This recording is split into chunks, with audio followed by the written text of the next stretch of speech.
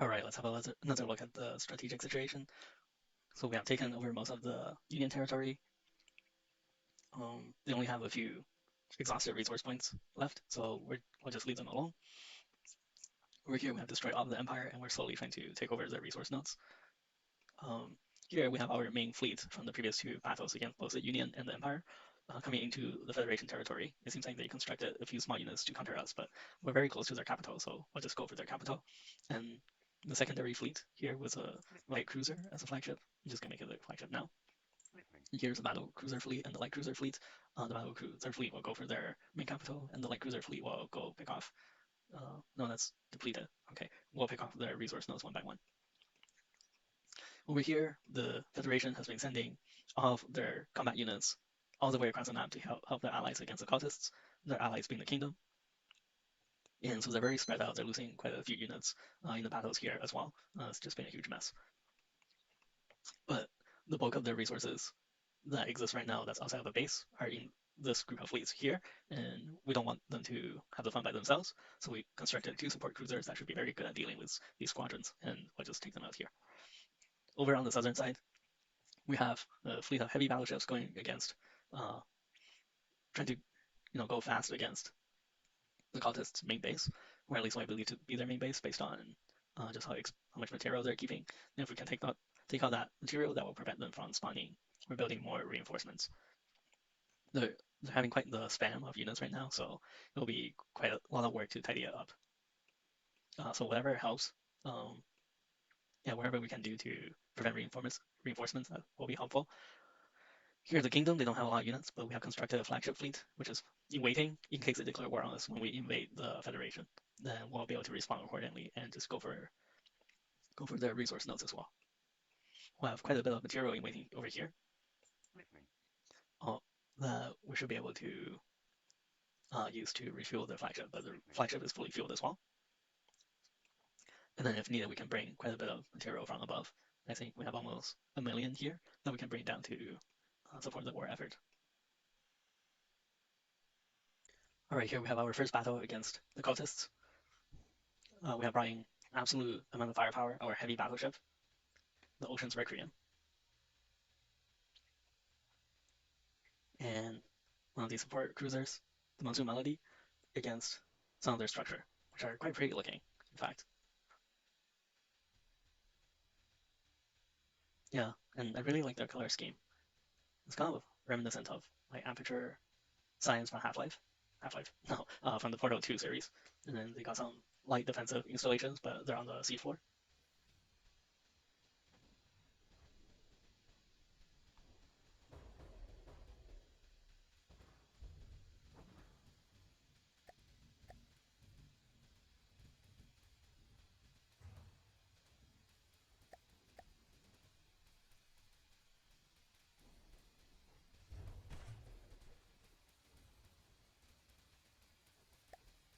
Yeah, with one salvo, it became 2 damaged.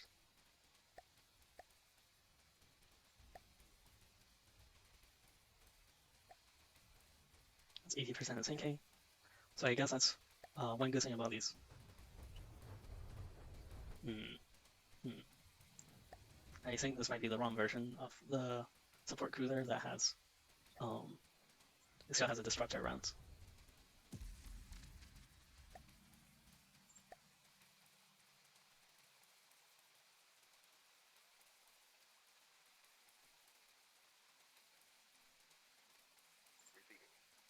Looks like they immediately spawned a fleet to counter us, so we're just gonna have a bit of fun. It's a bit late to refit the guns on here. Maybe during the battle I'll have a look at the ammo setup and make sure they're not firing disruptor rounds.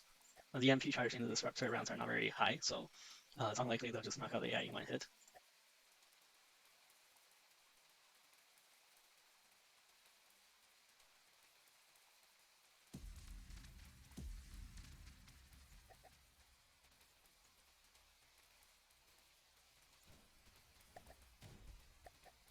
Right, let's have a look at the cult units.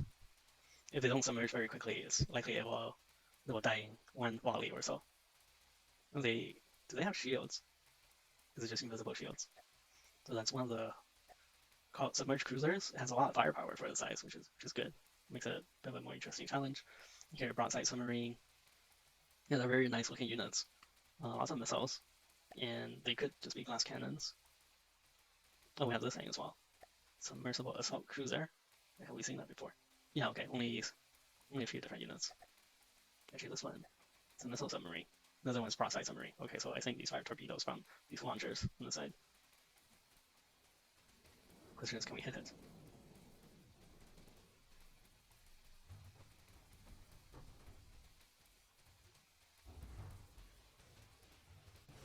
Okay, so we do have EMP rounds.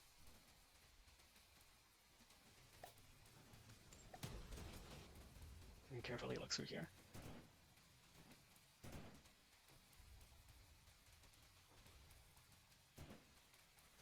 Okay, it's gonna change this to AP heat.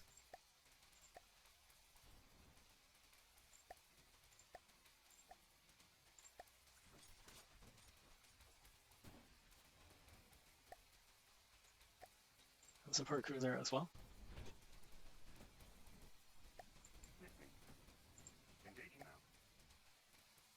Oh, that's AI dead. Damn it. Let's have a look at the ammo customization. Wherever you are. Here. AP heat, that's the main round. Disruptor EMP. Okay, I'm just gonna make a heavy head. Sub-bow. Because why not? Oh, 30. Nice. Okay, perfect. They're too low for some reason.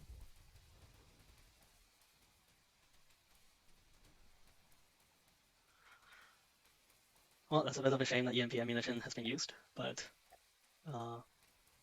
yeah, we outclass them by many times in terms of cost, so it's not really like it made a huge difference.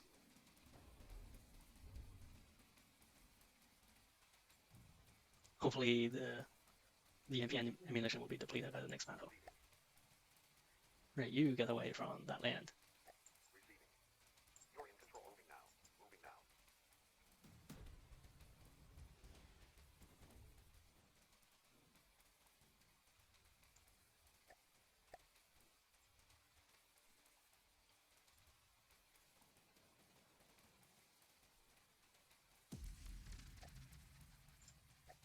Okay, we have a battle against the Federation. It's actually our first battle. They have some of these Valkyrie units trespassing on our home turf, so we decided to take them out with the support cruisers. Individually, these units are extremely weak, but they're absolute APS spammers, so basically they use sandblaster ammunition, and it's imperative that we take them out as quickly as possible.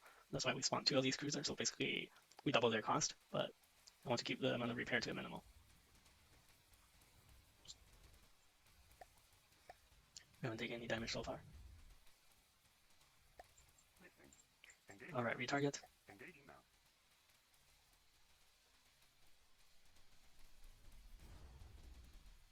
They fire a lot of these tiny shells,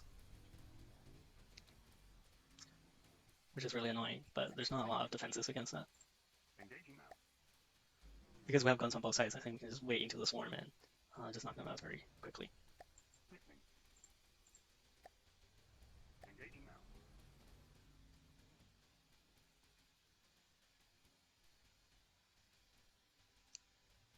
Right now it's just a constant stream of explosions.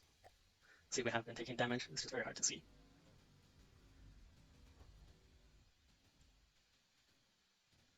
And because we're in our home territory, we're able to repair as well.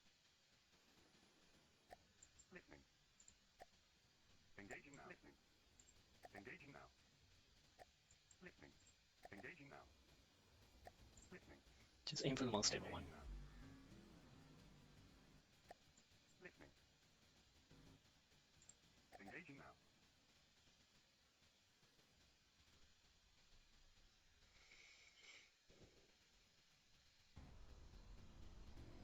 Oh yeah, a lot of smash paint over here.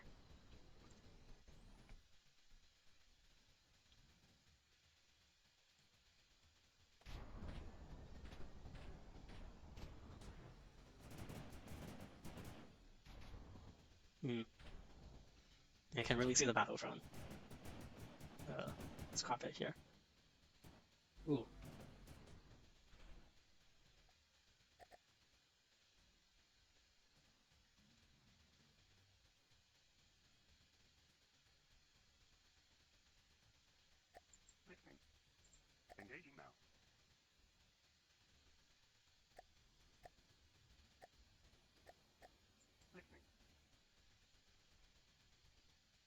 That's 2 damage.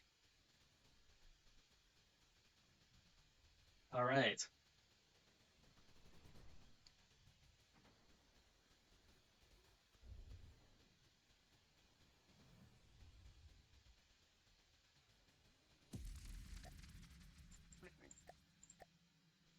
Looks like they're pulling back. Alright, let's go catch them. I'm not gonna show the next battle because yeah, it's pretty much gonna be the same thing. Here we have another small battle against some of the cultist forces scoring in this region, heading toward their main base. I have a support cruiser, the Melody, against 2 of these guys. They're called artillery submarines. They have a very nice color scheme going on, actually. But it appears that they're railgun vessels. Let me see. I don't see any railgun components. No, they're just big gun. Okay, well that's not very interesting. And here we have an anti-submarine bomber. In theory, they should be able to just take on these small enemies by themselves, but I don't want to leave anything to chance, so I brought the support cruiser as well.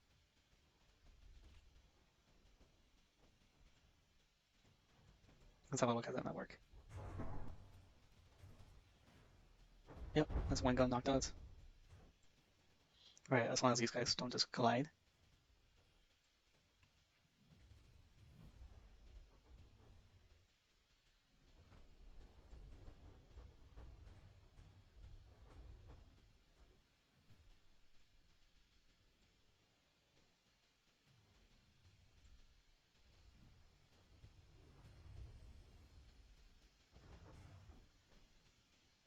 Alright, are you taking care of this one as easily as those guys?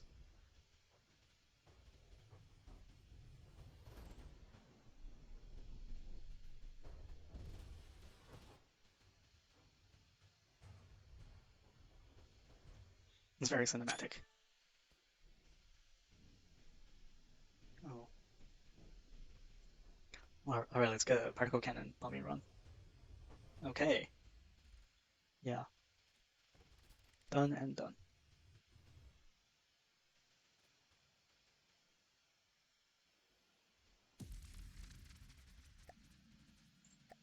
Oh. Just ahead of the main battle was our fleet against one of the Federation's bases. Actually, their shipyard center. We have a hover tank, Razor Wind, engage against one of the Federation's first destroyers that we encounter. So we can just zoom in and have a look. Looks like they use a lot of torpedoes. I was wondering if they're interceptors, but no, they're real torpedoes. Quite a bit of torpedo, missile or torpedo firepower, and then a bit of APS. I think these appear to be just simple gunpowder guns. Hopefully we don't get hit by them. Let's let go control of the weapons. And then the missiles are distracted by decoy. Doesn't it? Well, some of them are distracted by the decoys. Doesn't seem to be a huge concern.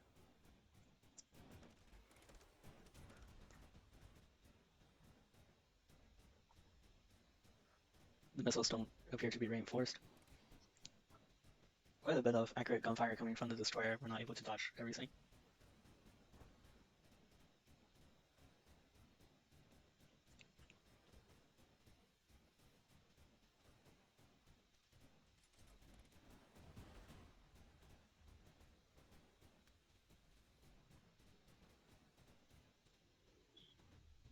Oh, we have destroyed most of their guns. That's why there hasn't been too much more gunfire coming in. This is made by Aperture Gaming. Let me just pause and zoom in and see what kind of internals they have. Oh, nice.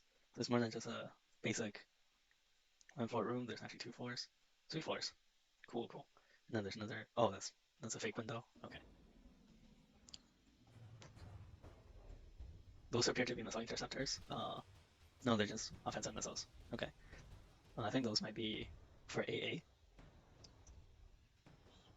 A lot of my units are designed for Quest for Neater, where the armor percentage on these craft is like 20%, 30%. So once you destroy a lot of their weapons, the units will die quite easily. But for something with a high amount of armor, then you have to destroy a lot of armor. So probably, you know, weapons are good at deleting armor rather than penetrating and destroying innards will be more optimal. But yeah, that's just one of the things for this campaign.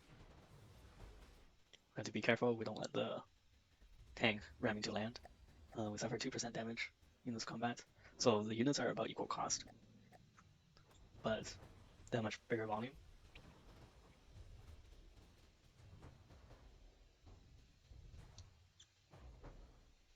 And they're not putting any of their torpedo firepower to use. So they still have 20 something missile firepower. I think the gun is just fully damaged. Alright. Yeah, no going there.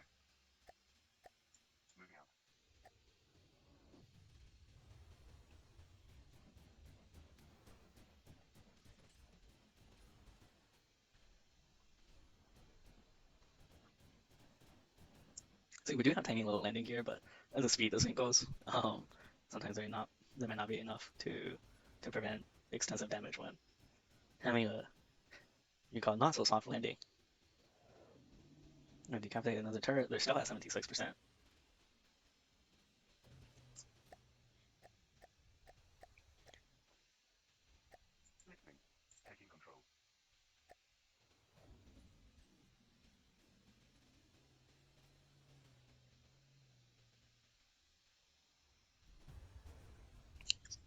Because this unit was developed for Quest for Neater, when saying its enemies don't have a lot of armor value, so and most of their cost, especially at this range, is either missile or APS. So the gun has a belt fed blaster. It's designed to just punch through enemy defenses and detonate those sensitive components. Once those are destroyed, usually the battles are not very long, and we're able to accomplish our mission without running the belt blasters dry. For something like this, these enemies have a lot of armor in comparison to the Quest for Neater units, so it takes a lot longer to kill them. And sometimes we may have to wait for the belt blasters to reload. I think I tried to design guns with only a certain percentage of belt blasters, so they won't completely run dry when the belt blasters are reloading. It kind of smoothes out the firing and reload phases, but it doesn't, work super well. Super well. Or I mean, it works well, but it doesn't 100% mitigate the issues.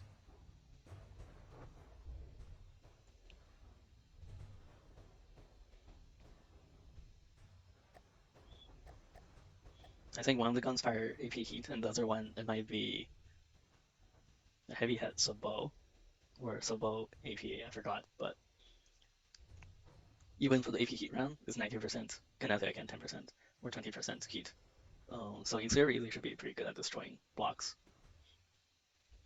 even though they're occasionally able to detonate less well protected, less heat protected components.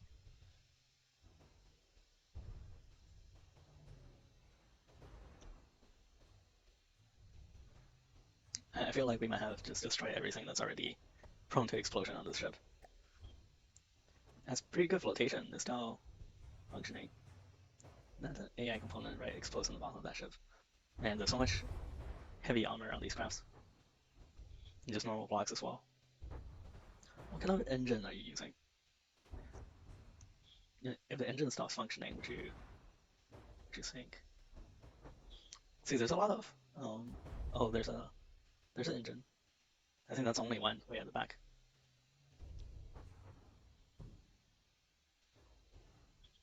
We damaged the engine, but they still have power.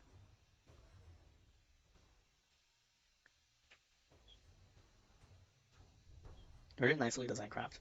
In terms of aesthetic, in terms of armor design, I think these solid, heavy armor beams are just very heavy. They provide a lot of protection, but at the same time, they don't protect the internals at all. I think for something this cost range, it's better to use half beams or half slopes. So that way you get the benefit of heavy armor being very protective, but also the benefit of having an air gap to prevent heat from slipping through.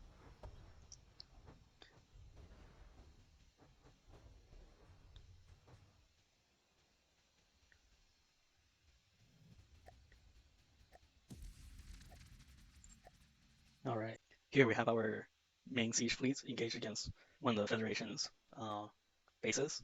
This is actually their naval facility. Before I mistakenly thought this is their capital, but yeah, appears they have a separate airbase, and then their capital is still not revealed on the map. So as soon as we destroy this facility, we'll move our spy satellites up further.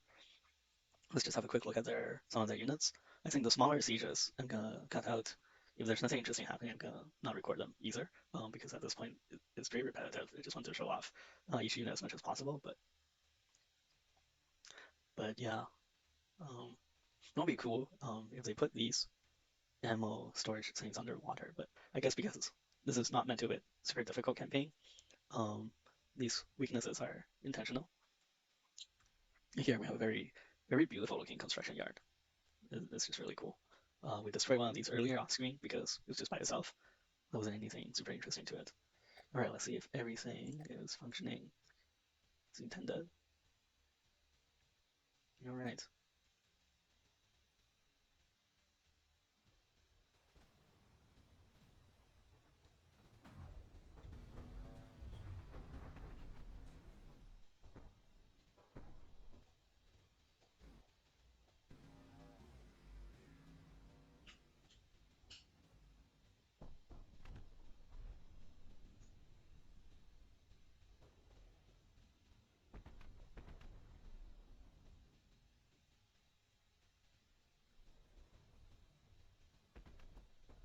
I wonder what happened with some of these crayons. Oh dear.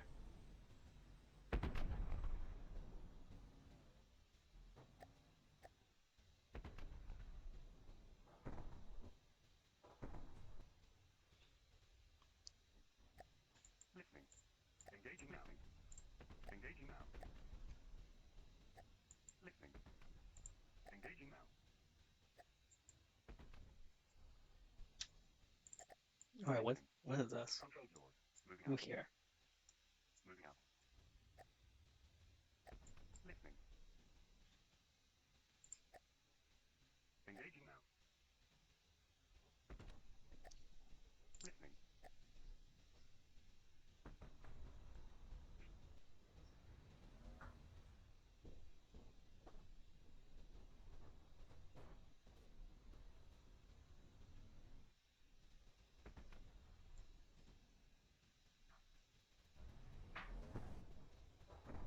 All right, that thing is AI dead, and it's still just constantly repairing this cannon tower. I think we need to shoot at that.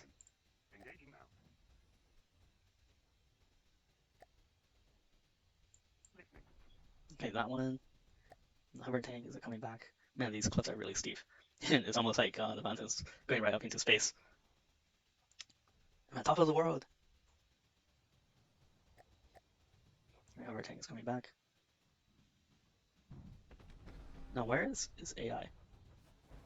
It's not really ideal that yeah, the siege cruiser has served us very well, but it appears that we suffer some kind of malfunction on this cannon.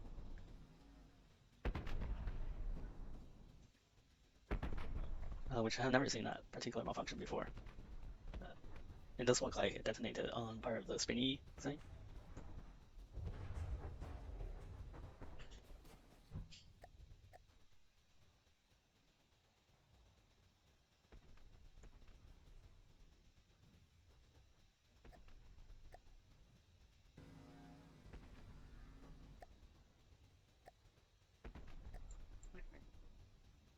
And we can't target any of the other things until the shipyard dies.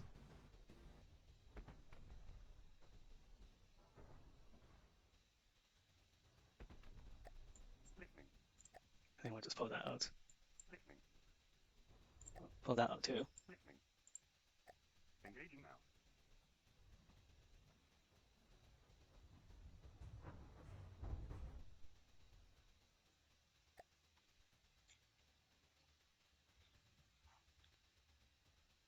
Yeah, that's a lot of blocks, but now we destroyed their naval facility.